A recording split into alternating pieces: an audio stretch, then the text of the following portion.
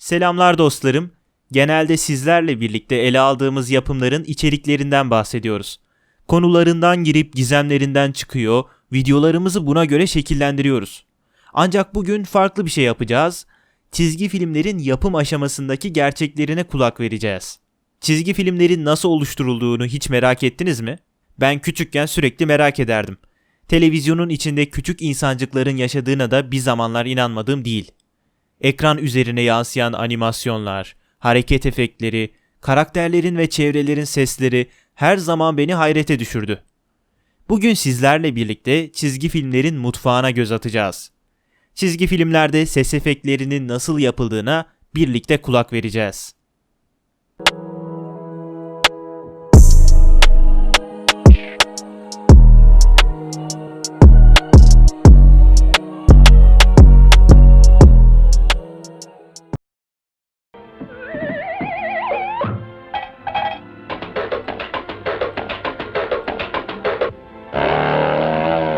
Sizce bu adamlar burada ne yapıyorlar?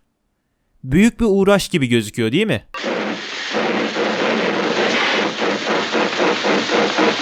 Gördüğünüz bu uğraşların tek bir amacı var.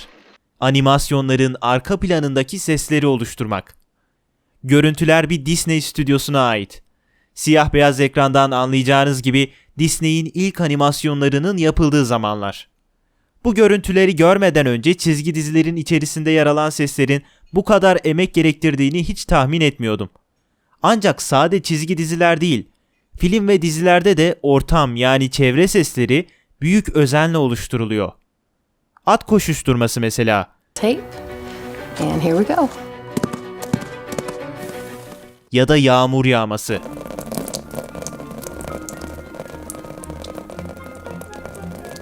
Bunlar farklı ortamlarda kaydedilerek dizilere ve filmlere monte ediliyor. Her ne kadar ortam sesi olmasa da bana ilginç geldiği için sizlerle paylaşmak istediğim bir bilgi var. Bu ses. Bu sesi biliyor olmalısınız. Eğer Netflix dizilerini takip ediyorsanız her bölümün başında illa bu ikonik sesi duymak zorundasınız. Artık hepimize Netflix'i hatırlatan, onunla birebir özdeşleşmiş bir ses. Bu sesin ne sesi olduğunu biliyor musunuz?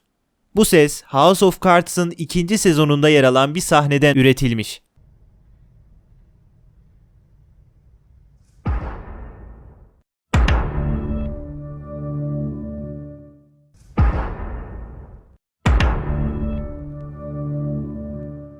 Gerçekten çok ilginç. House of Cards Netflix'in ilk resmi dizisi olduğu için bunu bir vefa işareti olarak değerlendirebiliriz belki de. Şimdi asıl konumuza geri dönecek olursak, şunu kavradık sanırım. Neredeyse seyrettiğimiz tüm yapımlarda yapay sesler kullanılıyor. Sinemanın amacı zaten size sahte bir gerçeklik oluşturmak. Bir kuşun kanat sesi, bir şelalenin şırıltısı, yürürken çıkan sesler ve hava durumuna kadar duyduğumuz tüm sesler yapay ortamlarda oluşturulan sesler. Bu sesleri oluşturmanın bir mesleği de var hatta. Foley artistler. Sizi bu enteresan mesleğin duayenlerinden biriyle tanıştırayım. John Roche. John'un dediğine göre dünyada Foley artist sayısı astronot sayısından bile az. Kendisi geçmişten günümüze birçok filmin ortam seslerini oluşturmuş. Çalışma stüdyosunun dağınıklığı bize yaptığı işin o kadar da basit olmadığını gösteriyor. Filmde yer alan nesnenin sesini bazen onun türünde bir eşyayla, bazen de onunla hiç ilgisi olmayan bir eşyayla üretiyor. Dolayısıyla üst düzey yaratıcılık gerektiren bir meslek. Belki başka bir videoda filmlerde yer alan ortam sesleri üzerine daha fazla konuşuruz. Fakat şimdi çizgi filmleri ele alalım biraz da. Mesela Taş Devri.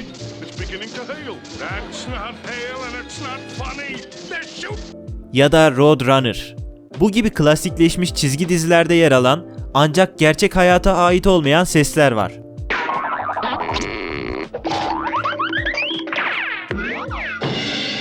Bu sesler nereden geliyor ve kimler tarafından üretiliyor? Gelin öncelikle bu işin bir tarihine bakalım. 1890'ların sonundan 1920'lere kadar olan filmlerde hakim olan orkestra arka planı o zamanların animasyonlarında da kullanılıyor. Bu orkestrada farklı enstrümanlar ve gereçler yer alıyor. Mesela woodblock, Juice Harps ve Slapstick isminde gereçler var. Tabii bunların Türkçeleri yok çünkü Türkiye'de böyle bir meslek de yok. 1920'lerin sonunda ise mühendisler işi daha da geliştiriyorlar ve sesi etkili şekilde kaydedip senkron hale getiriyorlar. Böylelikle çizgi filmlerin içerisine sözlü ifadeler de girmeye başlıyor. Tabii bunlar daha çok şarkı sözleri ya da küçük diyaloglar tarzında oluyor. Ayrıca o zamanın teknolojisi gereği çizgi film stüdyoları için bu ses kayıtları çok zorlu oluyor. Kayıt yapmak için gereken ekipman bir oda dolusu enstrümana denk düşüyor. Haliyle bunun parasal açıdan zorlukları da doğuyor. Peki çizgi filmler günümüzdeki haline nasıl evrildi? Düz mantıkla baktığımızda çizgi filmler konuşan resimlerden ibaret. Tabii resimler ardı ardına görünerek bizde hareket ediyor illüzyonu oluşturuyor ve bu bize gerçekçi bir his sağlıyor. Bunun yanında bize sahnede geçen durumu daha iyi anlatmak için pek çok ses de kullanılıyor. Bu seslerin geliştirilmesinde iki büyük stüdyo rol alıyor. Bunlardan birisi Warner Bros, diğeri ise Disney. Zamanının iki büyük şirketi. Warner Bros'ta ses editörü Trek Brown, çözüm için stüdyo arşivlerinin içine dalıyor. Hali hazırda çekilmiş olan filmlerden klipler kesiyor ve arkalarındaki sesleri tekrardan düzenleyip depoluyor. Araba patinajları, silah ateşleme sesleri ve hatta eski savaş filmlerinde yer alan planör sesleri dahil olmak üzere birçok sesi amacına uygun şekilde düzenleyerek arşivliyor. Kayıt cihazlarının teknolojisi geliştikten sonra ise kendisi sıradan objelerle istediği sesleri üretmeye başlıyor. Roadrunner'ın dilini dışarı çıkardığında çıkardığı bir ses var. Bu ses nasıl elde edilmiş biliyor musunuz? Kola şişesinin açılma sesini peşi sıra düzenleyerek. Kulağa epey değişik gelen bu ses Roadrunner ile son derece özdeşleşmiş. Warner Bros'un aksine Disney ise ses olayını çözmek için bir adamla anlaşıyor. Jimmy McDonald. Jimmy, videonun başlarında da bahsettiğimiz mesleği icra ediyor. Bir Foley artist. Disney animasyon alanında her zaman önce olduğu için burada da farkını koyuyor gerçekten. İşini özveriyle yapan McDonald, kendi evinin içerisine ses üretme atölyesi kurarak çalışmalara başlıyor. Böylelikle iki büyük şirket animasyon dünyasında ses kullanımına yön vererek yollarına devam ediyorlar. Sonrasında yani 1950'lere ve 60'lara baktığımızda Hanna-Barbera stüdyosu hem enstrümantal müziği hem de bahsettiğimiz atölyede üretilen sesleri birlikte kullanıyor. Enstrümantal müzik deyince aklımıza ilk gelen çizgi film belki de Tom ve Jerry. Sevmeyeni yoktur sanırsam. Hanna-Barbera'nın dünyaya en büyük armağanı bence. Arkasında sürekli çalan klasik müzik eminim ki bütün izleyicilerin dikkatini çekmiştir. Şimdi ekranlarınıza yansıyan görüntü ise 2017 yılından.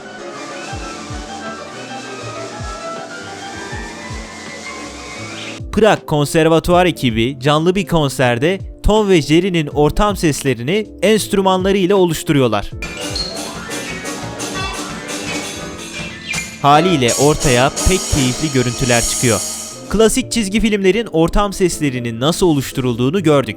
Peki günümüz çizgi filmlerinde ne değişti? Değişimin en göze çarpan yanı kolaylık.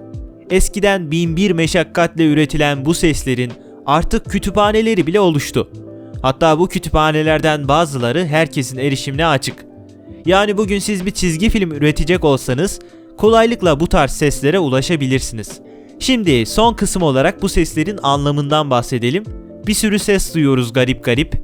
Bu sesler bize bir animasyonda olduğumuzu hissettiriyor.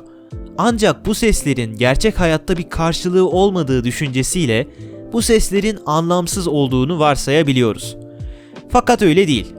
Bu sesler esasında animatörün bize hikaye anlatırken kullandığı araçlar. Hepsi bizde bir duygu durum oluşturmak için varlar. Karakterimizin animasyon içerisinde karşılaştığı durumu daha iyi anlamak için bize yardımcı oluyorlar. Bu sesleri 3 ana başlıkta inceleyebiliriz.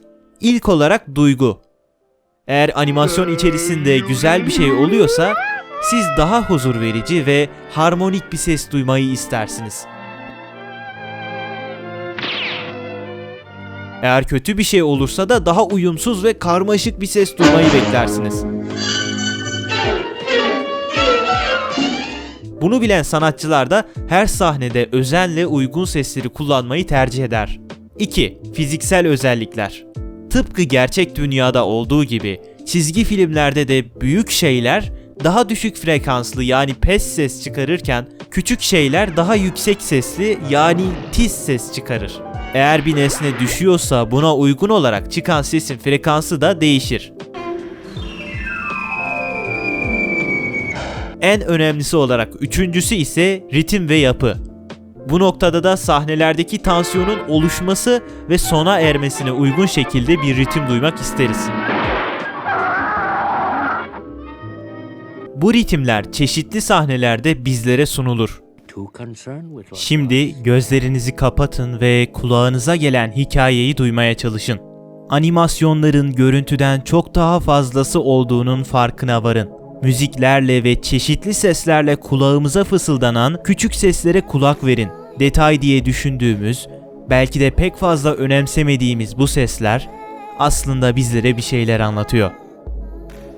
Evet dostlarım, kamu spotunu da verdikten sonra videonun sonuna gelmiş bulunduk. Sizlere her zaman daha kaliteli içerikler sunmak istiyorum. Ancak bazen aksaklıklar işlerinize konsantre olmanızı engelliyor. Umuyorum ki videoyu beğenmişsinizdir. Bir sonraki videoda görüşmek üzere, hoşça kalın.